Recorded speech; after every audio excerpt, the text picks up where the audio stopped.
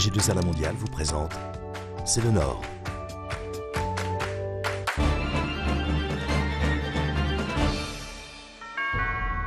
Bonjour, C'est le Nord s'intéresse aujourd'hui à l'emploi et à la formation.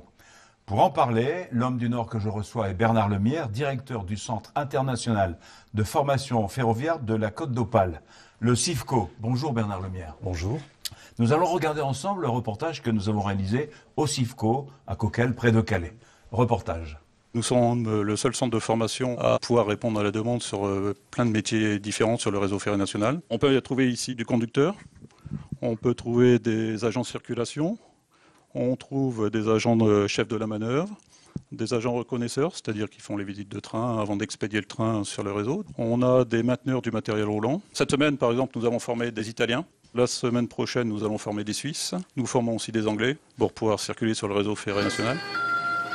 C'est une formation rémunérée qui dure 9 mois. On a une partie théorie et une partie pratique. On va sur le terrain, on est suivi par des tuteurs.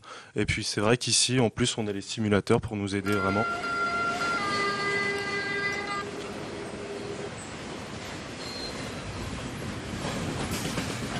On va aussi sur le terrain découvrir, discuter avec des personnes qui ont de l'expérience, qui sont du métier, pour pouvoir discuter avec eux. On a besoin de connaître les machines autant que conduire un train. On a besoin de connaître notre machine.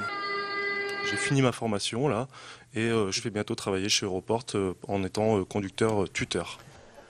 Bernard Lemierre, pourquoi avoir installé ce formidable outil à Calais plutôt qu'en région parisienne par exemple ? Le CIFCO a été créé par Eurotunnel. Eurotunnel, c'est le tunnel sous la Manche.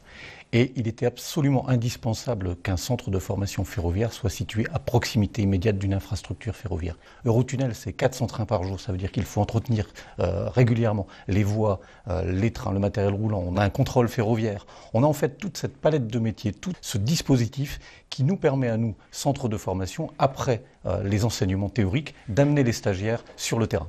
Ça représente, j'imagine, des emplois potentiels. Bien sûr, le ferroviaire représente des emplois. Les entreprises ferroviaires recrutent. Si on prend par exemple une entreprise comme Europort, qui est filiale d'Eurotunnel, filiale fret d'Eurotunnel, c'est une entreprise qui a doublé son chiffre d'affaires au cours des 2 dernières années. On pourrait donc dire que les métiers du ferroviaire sont redevenus des métiers du futur. Mais tout à fait. En 2012, nous avons formé 300 stagiaires. Preuve que le besoin est là. Des métiers du futur, mais donc aussi des métiers du présent. Le ferroviaire présente des avantages indiscutables en matière d'environnement. Le transport ferroviaire, c'est propre, c'est sobre en énergie. Le ferroviaire est donc un secteur en plein développement. Merci Bernard Lemierre et à bientôt dans C'est le Nord.